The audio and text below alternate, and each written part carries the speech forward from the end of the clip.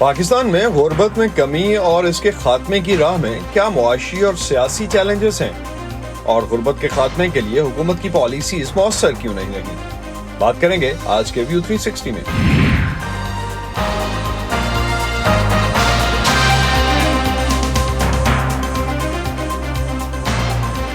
Voice of America के Washington studios में आप सबको खुशामदीद। आप देख रहे हैं प्रोग्राम व्यू 360 और मैं हूं असदुल्लाह खालिद। पाकिस्तान की मुआशी सूरत हाल पर तो हम अक्सर बात करते रहते हैं और उन मुश्किलात की भी तसलसल से बात होती है जो पाकिस्तान की मईशत के लिए मुसलसल चैलेंज है। लेकिन अगर हम पाकिस्तान की तकरीबन उस 40% आबादी की बात करें जो ख़त गुर्बत से नीचे है, तो उस पर मुल्क की बिगड़ी हुई मईशत ने सबसे ज़्यादा असर डाला है। वर्ल्ड बैंक के मुताबिक साल 2001 से साल 2018 के दरमियान पाकिस्तान में तरसीलात ज़र में मुसलसल इजाफे और ज़रई मईशत के बढ़ने से गुर्बत में कमी आई, लेकिन इससे बड़े पैमाने पर फ़ायदा नहीं उठाया गया, जिसकी वजह से मुल्क के समाजी और इक़्तिसादी हालात में कोई नुमायां तब्दीली नहीं आई। अभी तक पाकिस्तान में 1/3 बच्चे स्कूलों से बाहर हैं और स्कूल जाने वालों में से भी 60% कुछ सीख नहीं पा रहे। मुल्क में 40% बच्चे ग़ज़ाई किल्लत का शिकार हैं। IMF के मुताबिक गुज़िश्ता चंद माह में पाकिस्तानी मईशत कुछ हद तक मुस्तहकम हुई है, लेकिन इस तरक्की के देरपा रहने का इन्हिसार इस बात पर होगा कि इस्लामाबाद तसलसल के साथ मुआशी इस्लाहात का नफाज जारी रखे। आज गुर्बत के खात्मे के आलमी दिन पर हम जायज़ा लेंगे कि पाकिस्तान में गुर्बत में कमी क्यों नहीं हुई और क्या इस बारे में बने हुकूमती मनसूबे नाक़िस हैं या मजमूई मईशत में इस बात की गुंजाइश ही नहीं है कि हुकूमत इस तरफ ध्यान दे सके। व्यू उर्दू अब व्हाट्सएप पर भी मौजूद है। स्क्रीन पर दिए गए QR कोड को स्कैन करके आप हमारे व्हाट्सएप चैनल को ताज़ा तरीन खबरों, तज्ज़ियों और दिलचस्प वीडियोस के लिए फॉलो कर सकते हैं। पाकिस्तानी हुकूमत के गुर्बत में कमी के प्रोग्राम्स के बावजूद मुल्क में गुर्बत में इजाफा हुआ है।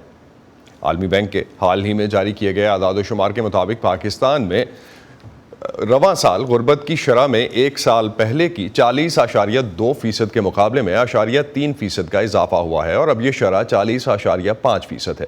वर्ल्ड बैंक की रिपोर्ट के मुताबिक मुल्क में मुआशी सुस्तरवी इसकी एक बड़ी वजह है। आलमी बैंक के इस अंदाजे में गुर्बत की शरह की तारीफ के मुताबिक हर वो शख्स जो $3.65 यानी 1000 रुपये रोज़ाना से कम कमाता है वो ख़त गुर्बत से नीचे है। पाकिस्तान में इस तारीफ के मुताबिक माली साल 2024 में एक साल पहले के मुकाबले में मजीद 26 लाख पाकिस्तानी गुर्बत की लकीर से नीचे चले गए हैं। आलमी बैंक की इस रिपोर्ट में पाकिस्तान में गुर्बत बढ़ने की जिन वजूहात का जिक्र किया गया है उनमें मुल्क की सुस्त मुआशी तरक्की, पाकिस्तान की तिजारती पॉलिसियों में तहफ़्फ़ुज़ पसंदी, मुसलसल माली और करंट अकाउंट खसारा, ज़रई पैदावार कम होना, कारोबार के लिए मुल्क में मुश्किल माहौल, मईशत में बेजा हुकूमती मुदाखलत और तवानाई के शोबे का माली लिहाज से गैर पायदार होना शामिल है। पाकिस्तान जैसे मुआशरे में जहां आबादियों के बड़े हिस्से ख़त गुर्बत से नीचे रह रहे हों, भूख एक हकीकत बन जाती है। पाकिस्तान में भी हर 10 में से कम 4 अफराद गरीब हैं जिन्हें नहीं पता कि उन्हें 2 वक्त की रोटी मिलेगी या नहीं। वॉइस ऑफ अमेरिका की समन खान अपनी इस रिपोर्ट में लाहौर के एक ऐसे मिशन के बारे में बता रही हैं जिसे चलाने वाले रिस्क पहुँचाने के साथ साथ भूख मिटाने का काम भी कर रहे हैं। लाहौर के 3 नौजवानों की तरफ से शुरू किया गया ये प्रोग्राम कैसे काम करता है और इससे फ़ायदा उठाने वाले इसके बारे में क्या कहते हैं, आइए जानते हैं। मुझे अभी तक याद है, मैं बहुत छोटा सा बच्चा था, मैं खुद भी अपने माँ बाप के साथ, अपने बहन भाइयों के साथ YMCA की छत पे जाके जो लंगर की लाइन है वहाँ पे लग के लंगर लेता होता था। ये तो है राजा वॉल्टर के बचपन की कहानी, लेकिन फिर वक्त बदला और वो और उनके बहन भाई खुद साहिब हैसियत हो गए। पहले खुद खाने की तकसीम शुरू की और फिर रिस्क नामी गैर सरकारी फलाही तंजीम के रिस्क बचाओ मिशन में शामिल हो गए। रिज़्क फाउंडेशन को जब विजिट किया वहाँ पे ये था कि ये जो रिज़्क फाउंडेशन है ये रिज़्क बचाओ पे काम कर रहा था। जो होटलों में, रेस्टोरेंट्स में, शादी ब्याह में जो खाना बच जाता है, ट्रे में नहीं जो देगों में बच जाता है, वो खाना कलेक्ट करते थे, वो यहाँ पे ले आते थे। कुछ चीज़ें होती जो एक्सपायरी की डेट जिसकी नज़दीक होती थी, बेसिकली रिज़्क ने एक्सपायर होने से चीज़ को बचाना होता था। तो मैंने देखा कि वाकई में ये बहुत अच्छा काम है कि जो रिज़्क ख़राब हो रहा है, हम जो मनों के हिसाब से, टनों के हिसाब से रोज़ाना की बुनियाद पर जो रिज़्क वेस्ट कर रहे हैं, ये बेशक आपके लिए कुछ नहीं होगा, लेकिन किसी गरीब के लिए, किसी मुस्तहिक के लिए, किसी बेरोज़गार के लिए या किसी भूखे के लिए वो एक कौरमे से या बिरयानी से कम नहीं है। राजा वॉल्टर का ये कैरी डब्बा गुज़िश्ता 4 साल से लाहौर शहर के उन फूड प्रोडक्शन हाउसेज में जाता है जो अपने वाफिर या बच जाने वाले स्टॉक को मुस्तहिक लोगों तक पहुंचाना चाहते हैं। कुछ पॉइंट्स जो हैं वो हमें रिजक ने रेफ़र किए हैं, वहाँ पे हमने डेली की बुनियाद पे जाना होता है और कई जगह से हमें कॉल भी आती है। कुछ लोग वहाँ पे आके एक दिन का खाना भी दे देते हैं और जब कोई कॉल देता है कि हमारे पास देग बची हुई है तो उसमें मैं तकरीबन 3-3, 4-4 देगें जो इसी कैरी डिब्बे में मैं लोड करके ले आता हूँ। और फिर ये खाने की चीज़ें पहुँचती हैं उन हकदारों तक जो इस खाने का हर रोज़ इंतज़ार करते हैं।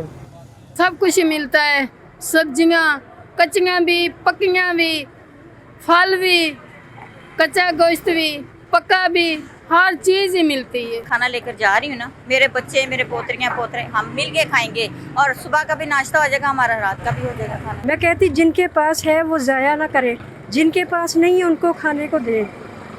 कई लोग मैं देखती हूँ खाना फेंका होता है, मैं कहती ऐसे नहीं फेंकना, खाना खा ले या किसी को दे दे गरीब को।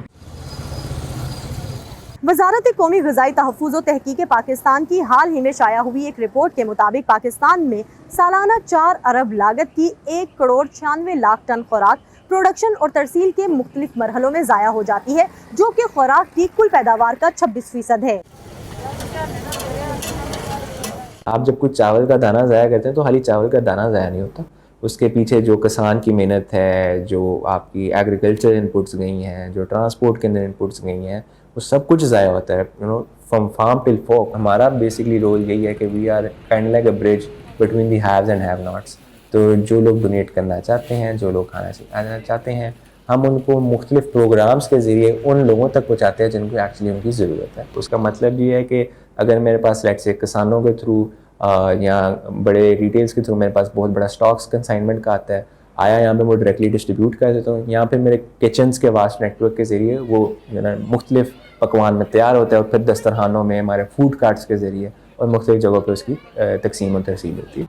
रिस्क नामी गैर सरकारी फलाही तंजीम गुज़िश्ता 9 साल से लाहौर, इस्लामाबाद और कराची में खुराक को ज़ाया होने से बचाने के लिए मुख्तलिफ सतहों पर आगाही फैलाने का काम भी कर रही है। गवर्नमेंट लेवल के ऊपर कुछ पॉलिसी रिकमेंडेशंस बड़ी ज़रूरी हैं जहाँ पे इस पूरी इंडस्ट्री को थोड़ा सा रेगुलेट किया जाए। अब अगर मैं इसको बाहर की गवर्नमेंट्स के साथ थोड़ा अगर आपको कोरिलेट करके बताऊँ तो वहाँ पे ये चीज़ काफ़ी इंसेंटिवाइज्ड भी है। Food donation is very incentivised कि जितने भी बड़े इदारे हैं, जितने भी बड़े MNCs हैं या रेस्टोरेंट्स हैं, उनको फूड डोनेशन पे टैक्स राइट ऑफ्स मिलते हैं। तो जहाँ पे टैक्स राइट ऑफ्स मिलता है तो एक इकनॉमिक इंसेंटिव भी आ जाता है लोगों को फूड डोनेट करने का। पाकिस्तान में अभी उस तरह का सिलसिलाकार नहीं है। राजा वॉल्टर समेत बहुत से इदारे भी रिस्क के इस मिशन में शामिल हैं। मकसद सिर्फ एक है कि खाना ज़ाया होने से बेहतर है कि वो हकदार तक पहुँचे, और वो भी एक ऐसे दौर में जब आवाम की एक बड़ी तादाद का मुश्तरका मसला महंगाई है। तो खुराक बचाने और भूख मिटाने के ऐसे प्रोग्राम्स मददगार साबित हो सकते हैं। Saman Khan, voice of America, Lahore. Saman की ये रिपोर्ट हम आपको इस प्रोग्राम में पहले भी दिखा चुके हैं। पाकिस्तान में मुस्तहिक अफराद के लिए खाने और राशन के प्रोग्राम्स के अलावा माइक्रो फाइनेंसिंग और बिलासूद कर्ज़ों के मुख्तलिफ मनसूबे भी काम कर रहे हैं। लाहौर से समन खान ने बात की मोहम्मद मुर्तज़ा से, जो रूरल कम्यूनिटी डेवलपमेंट प्रोग्राम नामी नॉन प्रॉफिट इदारे के बानी है। इदारे के मुताबिक ये अपने मुख्तलिफ प्रोग्राम्स के ज़रिए अब तक 15 लाख घरानों को ख़त गुर्बत से ऊपर आने में मदद दे चुका है। एक है आप लोगों को अपने डिपेंडेंट कर लें, आप उनको चैरिटी दें, आप उनको ग्रांट दें, आप उनको डेली बेसिस के ऊपर जो है वो फ्री दस्तरखान जो है वो आप दे रहे होते हैं। ये बहुत अच्छी बात है, लेकिन मैं समझता हूँ कि लोगों को हर रोज़ एक चैरिटी की सूरत में फ़िश देने की बजाय उनको आप फ़िश पकड़ने की स्किल आप उनको दें। पाकिस्तान पॉवर्टी एलिवेशन फंड ने सोशल मोबिलाइजेशन का प्रोजेक्ट जो है वो RCDS को दिया, और उसमें ये था कि लोगों की एक हमने हैबिट डेवलप की कि आपको पहले हमने एजुकेट भी कर दिया, फिर आपको एक एसेट भी दे दिया, फिर हमने आपको इंटरेस्ट फ्री लोन भी दे दिया, फिर आपको आपकी यूथ को भी हमने प्राइम मिनिस्टर का एक लोन वो भी दे दिया। तो उसके बाद जैसे वो ग्रेजुएट हो गए तो उसके बाद हमने रेगुलर जिस तरह की माइक्रो फाइनेंसिंग है वो आप उनको दे दी। उससे क्या हुआ कि उसके एटीट्यूड में एक चेंजिंग आई कि नहीं, मैंने तो डिपेंडेंट किसी के ऊपर नहीं रहना, मैंने इंडिपेंडेंट होना है। इस वक्त जो है पाकिस्तान जो है 5th ओवर पॉपुलेटेड कंट्री है।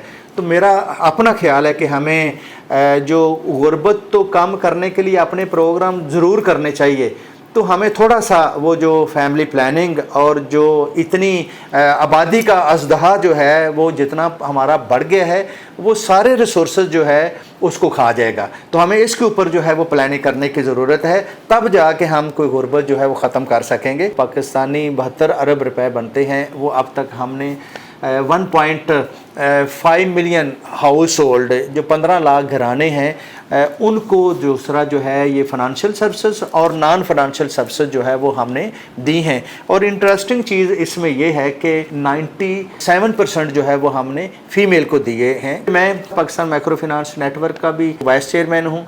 तो अब हमने अपने जो भी हमारे मैंडेट हैं उसमें अलाइन है, स्टेट बैंक ऑफ पाकिस्तान भी उसमें है, उसमें जो शेड्यूल बैंक हैं वो भी हैं, माइक्रो फाइनेंस बैंक भी हैं और इस तरह की NBFC कंपनीज़ भी जो हैं वो सारी जो है इसके ऊपर उनका फोकस है कि अगर हमने पॉवर्टी को एलिविएट करना है तो फीमेल को जितनी देर तक हम एम्पावर नहीं करेंगे, उनकी मैक्रो बिजनेस एक्टिविटी में हम उनको जो है इन्वॉल्व नहीं करेंगे तो हम जो है अपनी गुर्बत का ख़ात्मा नहीं कर सकते। तो इस वक्त पाकिस्तान की भी ज़रूरत है फाइनेंशियल इंक्लूजन पे। अगर हम सोचें तो वो भी है कि हम फीमेल को जितना एम्पावर जो है वो कर सकते हैं वो कर सकें। नो डाउट पाकिस्तान में जो है वो प्राइम मिनिस्टर का एक इंटरेस्ट फ्री लोन है, वो स्पेसिफिक डिस्ट्रिक्ट के लिए है कि उनको आप वो छोटा टिकट साइज़ है, कोई 50,000 तक उनको देते हैं। अभी जो है वो प्राइम मिनिस्टर का जो यूथ एम्पावरमेंट के लिए जो है वो भी एक प्रोग्राम जो है वो लॉन्च किया है, वो भी हम नेशनल बैंक के साथ और स्टेट बैंक और प्राइम मिनिस्टर सेक्रेटरीट जो है वो भी इसमें इन्वॉल्व है।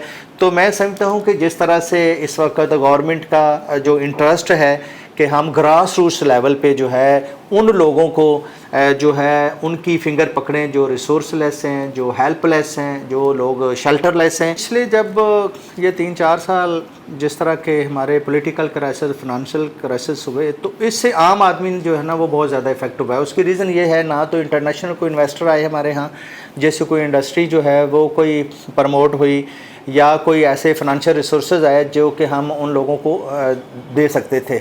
अब जो है कुछ सिचुएशन बेहतर हुई है और अब हमारे पास कोई इंटरनेशनल इन्वेस्टर भी आ रहे हैं। तो इससे क्या होगा कि वो जो मैंने आपको 43 मिलियन का एक गैप बताया है उस तक हम इंशाल्लाह जाएंगे। उन लोगों को जब हम फाइनेंशियल रिसोर्सेज उनके बिज़नेस के लिए दे रहे होंगे, साथ नॉन फाइनेंशियल सर्विसेज भी उनको दे रहे होंगे, तो ये जो अगले 3-4 सालों में उसके बेनिफिट उस कम्यूनिटी को मिलेंगे। पाकिस्तान में मुआशी पॉलिसीज़ से कितने फ़ीसद गरीब आवाम को फ़ायदा पहुँचता है या ये पॉलिसीज़ उन्हें सामने रख कर बनाई जाती हैं, इस पर बात करते हैं खाकान नजीब से। माहिर मुआशियात हैं, इससे पहले गवर्नमेंट के साथ भी काम कर चुके हैं। खाकान, बहुत शुक्रिया हमें ज्वाइन करने का। गुर्बत बढ़ने की वजूहात में मुआशी पॉलिसियों का कितना हाथ है? असद, एक तो बात यह है कि हमें सबसे पहले समझना है कि गुर्बत में कमी लाने के लिए सबसे जो मौसर पॉलिसी दुनिया में रही है वो क्या है? वो एक ही है। जिन मुल्कों ने अपनी शरह नमू को बढ़ाया है, यानी कि अपना ग्रोथ रेट बढ़ाया है, उन्होंने पॉवर्टी में एक मेजर डेंट किया और इसकी सबसे बड़ी मिसाल चाइना है। अब जब आप बढ़ाते हैं अपनी ग्रोथ रेट को तो उसके अंडरलाइंग फैक्टर्स स्ट्रक्चरल भी हैं और मैक्रो स्टेबिलिटी भी है। मैक्रो स्टेबिलिटी का मतलब है कि एक ऐसी इन्फ्लेशन जिसमें ग्रोथ का फ्रेमवर्क बन सके, एक्सटर्नल का खसारा फाइनेंसिबल हो, रिजर्व स्टेबल हो, एक्सचेंज रेट स्टेबल हो, मार्केट बेस्ड हो और एक एक्सपोर्ट ओरिएंटेशन हो इकोनॉमी की। ये जितनी मैंने आपको पॉलिसीज़ आपके सामने रखी हैं, ये महवर हैं इस चीज़ का, बिकॉज ये अपॉर्चुनिटी क्रिएट करती हैं और पॉवर्टी को कम करने का सबसे बड़ा जो ज़रिया है वो एक ग्रोथ है, इंक्लूसिव ग्रोथ है। इंक्लूसिव ग्रोथ का आसान मतलब इज़ द फॉलोइंग कि जो लोअर इनकम 1/3 है उसमें जो फ़ायदा है ग्रोथ का वो सबसे ज़्यादा जा रहा हो, यानी कि नौकरियां, अपॉर्चुनिटी, एम्प्लॉयमेंट और पैदावारी सलाहियत बढ़ रही हो। अगर एग्रीकल्चर की तो वहाँ पैसे ट्रांसफ़र हो रहे होंगे और उनको सबसे ज़्यादा पैसा मिल रहा होगा। लेकिन ये सुनने की हद तक खाकान अच्छा लग रहा है। आप जिस तरह से बता रहे हैं ये पॉलिसीज़ डेफिनेटली ट्रिकल डाउन होंगी। ट्रिकल डाउन का वर्ड जो था वो भी हम किसी ज़माने में सुनते थे। मईशत बढ़ी भी, अगर हम 2001 से 2018 के स्पैन की बात करते हैं, ज़रूरी मईशत बहुत बढ़ी, उसके बाद साथ साथ सर्विसेज इंडस्ट्रीज़ ने ग्रो किया। लेकिन ट्रिकल डाउन हुआ नहीं, गुर्बत तो वहीं की वहीं खड़ी। आप 1/3 की बात कर रहे हैं, अब तो तकरीबन इट्स 40%। एक तो ये है कि इसकी मेजरमेंट को हमें बहुत समझना है, और आई एम रियली ग्लैड कि आपने ये पूछा। जहाँ तक फूड बेस्ड और एनर्जी इनटेक का ताल्लुक है, जिसको हम कहते हैं कॉस्ट ऑफ बेसिक नीड्स, तो जो पाकिस्तान में गुर्बत की शरह है वो 21.5% है। ये एक एस्टैब्लिश्ड चीज़ है, और ये पिछले 20-25 साल में नीचे ही आई है। बीच में फेजेस आए बढ़ने के, बट इन जनरल नीचे आई है। जिस गुर्बत का आप जिक्र कर रहे हैं उसको हम कहते हैं मल्टी डिमेंशनल पॉवर्टी इंडेक्स। इसका मतलब यह है कि जिसमें हम एजुकेशन, हेल्थ, लिविंग स्टैंडर्ड्स अगर सबको ले लें तो वो बात दुरुस्त है कि वो हम 40% के करीब हैं। So that is the relative poverty that one has to talk about. So ये वो पॉवर्टी है जिसका ताल्लुक 40% स्टंटेड बच्चों से है, जिसका ताल्लुक हमारी सोशल सेक्टर की पॉलिसी से है, जिसका ताल्लुक फाइनेंशियल इंटरमीडिएशन को इन लोगों तक हम नहीं पहुंचा पाए ये उससे है, जिसका ताल्लुक इस चीज़ से है कि पाकिस्तान में चूँकि बूम एंड बस्ट साइकिल्स आते रहे, तो कभी भी 20 लाख लोग एंटर करते हैं हर साल। 2 मिलियन पीपल, इन 2 मिलियन पीपल को अगर नौकरी देनी है तो इकोनॉमी को 7% ग्रो करना है। वो बात तो समझ आती है खाकान, और सभी शायद इस बात पे मुत्तफिक भी हैं। लेकिन जो आप बात कर रहे हैं कि अगर हम $2.15 वाला फार्मूला लेते हैं या $3.65 वाला फार्मूला लेते हैं, दोनों ही केसेस में गुजारा नहीं है। चाहे आप 600 रुपये अब दिन के समझ लें या 1000 रुपये दिन के समझ लें, जिस तरह की मुल्क में इस वक्त सिचुएशन है उसमें इन दोनों बैरोमीटर्स पे गुजारा नहीं है। तो ख़त गुर्बत से हम नीचे जिस भी लेवल पे समझें, इस वक्त बढ़ी तो है गुर्बत, ओवरऑल क्वालिटी ऑफ लाइफ तो कम हुई है पाकिस्तान में। देखिए ना, ये तो बिल्कुल बात सही है। इसका एक और ताल्लुक जो है वो इससे है कि अगर आपने इन्फ्लेशन का 29 2023 में, 24% 2024 में अगर बाउट देखा होगा तो उनकी तो बाइंग पावर ही टूट गई है। 1 लाख रुपए की आज वैल्यू अगर 60-65 हज़ार रह गई है in terms of buying power, तो इस बात में तो सदाकत है कि लोगों की फूड इनटेक भी कम हुई होगी। और फिर जो फ्लड का शॉक आया, यानी कि जो दूसरी चीज़ जो एग्जोजनस शॉक्स लगे पाकिस्तान में, उससे लोगों के घर बार तबाह हुए और हम यहाँ आ खड़े हुए। इसमें एक सपोर्ट तो जाती रही है जो इस वक्त 650 अरब की है, जिसको हम इनकम सपोर्ट प्रोग्राम कहते हैं।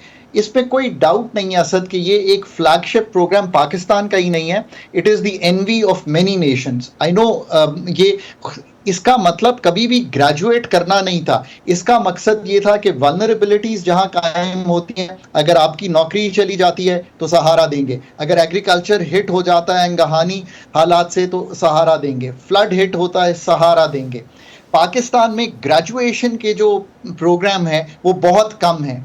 इसका मतलब ये है कि हमने देखा रिसर्च के तहत कि अगर आप 1 लाख रुपया किसी को देते हैं और उसे कहते हैं कि आप भैंस, साइकिल, कोई छोटा ट्यूबवेल, कोई कारोबार करें छोटा, तो that is the real graduation. I think वहाँ पे लोअर सतह पर हम इनकम जनरेट करने में कामयाब नहीं हुए। माइक्रो फाइनेंसिंग जो है उसमें हेल्प कर सकती है। सियासी मुदाखलत या सियासी अदम इस्तेहकाम इसमें कैसे हिस्सा डाल रहा है?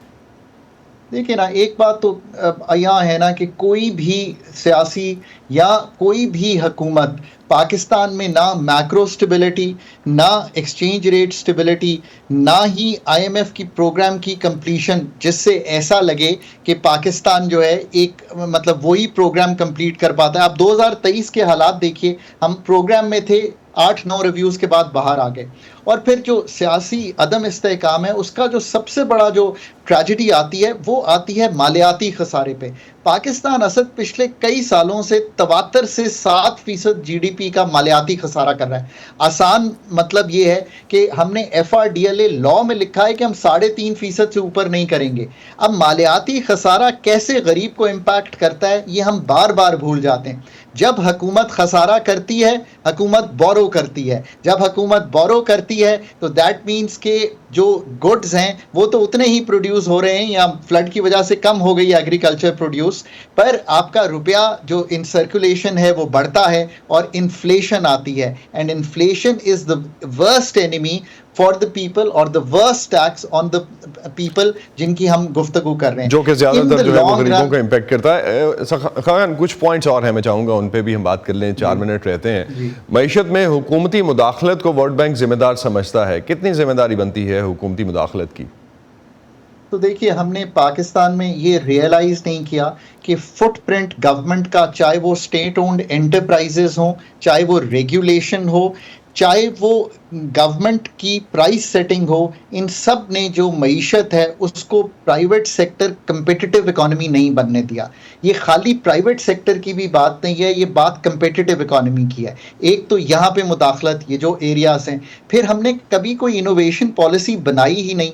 आज आपका अपना एक फार्मर है जो बहुत प्रोग्रेसिव है, जो बहुत थोड़ा है क्वांटिटी में, उसकी जो यील्ड्स हैं वो वर्ल्ड क्लास हैं, और जो बाकी आपका सारा है जिसको फाइनेंशियल इंटरमीडिएशन या बीज नहीं मिलता, तो ये जो सारी आपका फार्मर है ये बहुत दूर है फ्रॉम वर्ल्ड यील्ड्स, इसलिए उसकी फ्रॉम अपने प्रोग्रेसिव यील्ड से भी वो बहुत दूर है जो हमारा प्रोग्रेसिव फार्मर है। सो होता ये है कि उसकी जो यील्ड्स हैं वो कम है, उसकी पैदावारी सलाहियत कम है, वो कमाता कम है और नुकसान भी बहुत करता है। हमने कोई इस तरह की, जिसे कहते हैं crop insurance, livestock insurance, इन सब चीज़ों को पनपने नहीं दिया, क्योंकि हुकूमत सबसे बड़ी बायर है ना पैसों की बैंकों से। 70 से 80% वो होल्ड कर लेती है, तो बैंकों को तो ज़रूरत नहीं पड़ती कि वो जाके एग्री क्रेडिट या आपको कारोबार का क्रेडिट दें। शायद वही वजह है कि सारा जो ड्राइड अप क्रेडिट है वो बिल्कुल बाकी सेक्टर्स को इम्पैक्ट करता है। लेकिन जब गवर्नमेंट पॉलिसी बनाती है, बिकॉज हम जब भी देखते हैं गवर्नमेंट की तरफ से एक क्लेम ज़रूर आता है कि वो सारी पॉलिसीज़ जो हैं इन लोगों को सामने रख के बनाती है, कितना ख्याल रखा जाता है इस 40% या जो $2 के हिसाब से 21% का? देखिए, आई थिंक अभी तक पाकिस्तान में ये नोशन शायद सिंक इन नहीं किया कि गुर्बत की सतह से लोगों को ग्रेजुएट कराने के लिए पॉलिसीज़ बनानी है। अभी भी हम ज़रूर 650 अरब दे देते हैं महाना या क्वार्टरली बुनियाद पर हम 1 लाख का कर्जा हंसना नहीं देने को तैयार ताकि वो ग्रेजुएट करे। सो एक ये बात। नंबर 2, मालियाती खसारे को कम करके इन्फ्लेशन को कम करना, ये दूसरी बात, यानी कि अपने अखराजात को कम करना, गैर ज़रूरी भी और डेवलपमेंट को भी टारगेट करना उस तरफ जो कि इंफ्रास्ट्रक्चर वो क्रिएट हो जिसका इमीडिएट बेनिफिट ग्रोथ में जाए। तीसरी, इनोवेशन पॉलिसीज़ बनी ही नहीं पाकिस्तान में। चौथी, पैदावारी सलाहियत को बढ़ाने की पॉलिसीज़ की तरफ कभी भी तवज्जो नहीं गई। और दूसरी, हम अभी भी इंपोर्ट सब्सटीट्यूशन पे बेस्ड थिंकिंग में हैं। हम आज तक इसको ट्रांसफॉर्म नहीं कर सके, चाहे वो हमारे टैरिफ की रिजीम हो, चाहे वो हमारी एक्सेस टू द वर्ल्ड हो into an export oriented economy, चाहे हम दुनिया को वो चीज़ें बेच सकें beyond textile, leather and agriculture, जो वैल्यू ऐड कर सकें कमाई की सूरत में। उससे रुपया कमज़ोर होता है, इंपोर्टेड इन्फ्लेशन आती है। ये सारा कुछ जो है in the end macro stability to spur growth, innovation and productivity. So last पे सारी चीजें जो है वो ग्रोथ पे आके रुकती हैं। क्विकली कोई 20 सेकंड्स है मेरे पास। ज़रई सेक्टर में जो ज़रई शोबा है उसमें हुकूमत क्या किरदार अदा कर सकती है, अगर हम 2 पॉइंट्स उस पर डिस्कस कर लें? वेरी क्लियरली देखें, लॉ ही ऐसे नहीं बनते कि बीज नए मार्केट में आ सकें। नंबर 2, प्राइसिंग पॉलिसी से निकल जाएं। नंबर 3, राइस आपके सामने मिसाल है इसकी, वीट और शुगर केन में इंटरवीन करते हैं, मुश्किल में रहते हैं।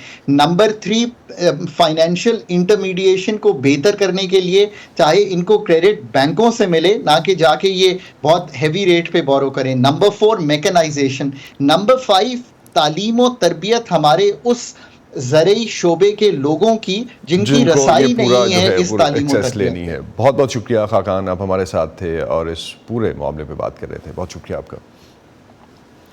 इसी पे ख़त्म करते हैं आज का व्यू 360। स्टे सेफ और पाकिस्तान और खत्ते भर की खबरों के लिए आप आ सकते हैं हमारी वेबसाइट और सोशल मीडियम्स पर। अब तक के लिए इतना ही। असदुल्लाह खालिद को इजाज़त दीजिए। खुदा हाफ़िज़।